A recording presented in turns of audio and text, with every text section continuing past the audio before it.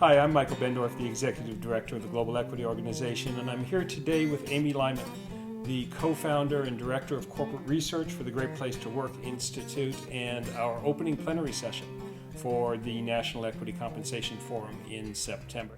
Now, to be a co-founder of an organization applies a level of commitment above the norm and perhaps a little bit of passion. Yes. Is that the case with you? Yes, absolutely. My background was in community development, sociology, anthropology. I was always studying groups and group behavior and what helped some groups to be successful and others not so successful. Why did some organizations and communities thrive and others fell apart? And studying organizations and workplaces, it's a perfect place to apply those interests.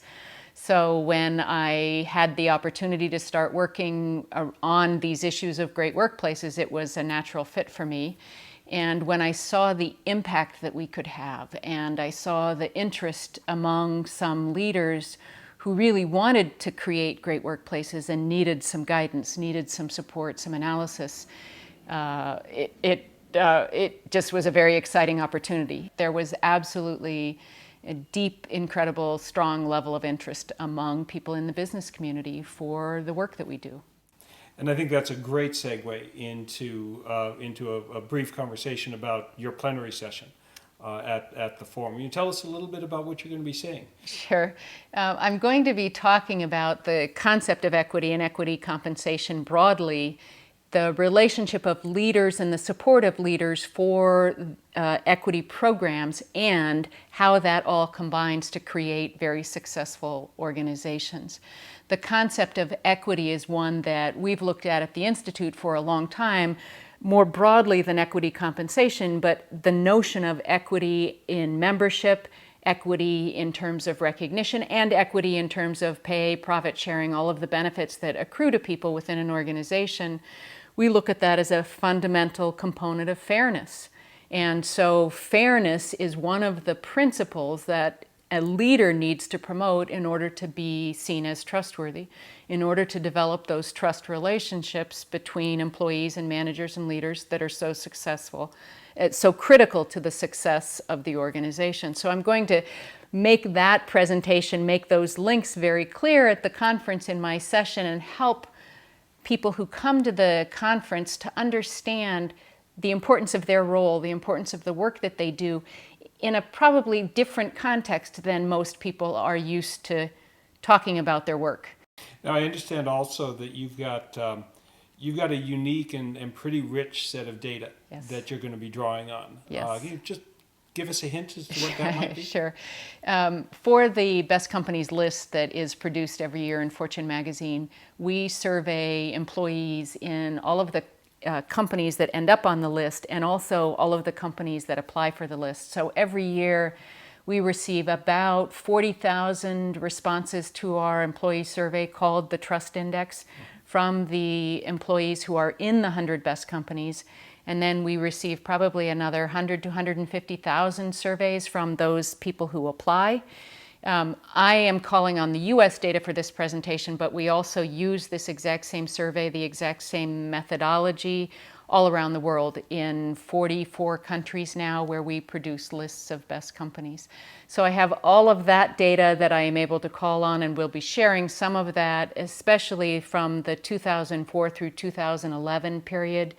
The employee responses to the Trust Index on certain statements that reflect perceptions of equity, perceptions of fairness that I think are particularly relevant to the audience at the conference. Also have been doing more recently my research around leadership and trustworthy leadership, and will be linking the behaviors of trustworthy leaders into that employee survey data. We collect culture audit data, stories from the companies, information from the companies on their policies and practices. Have also been able to call on that to put my presentation together. And then also there's some rich research that has been done using our data by external academics.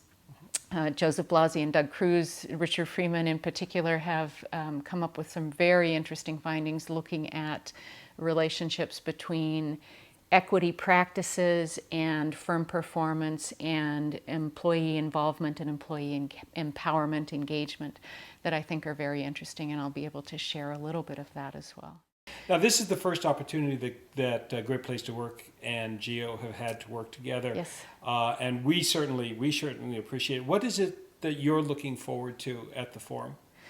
Well, it's a new audience for me, and so that is always interesting to be able to take the information that I have, the passion that I have for creating great workplaces, and share that with a new audience and see how their work and their passion about what they do kind of complements or runs parallel to what I'm doing. So I'm looking forward to being able to share my knowledge, share the information that I have, and answer people's questions, get into discussions about how what we do complements what they do, ways that I might be able to share something that gives someone a new perspective, and obviously the reverse for me as well, to learn from people there about how their work might influence my understanding of leadership practices in great workplaces.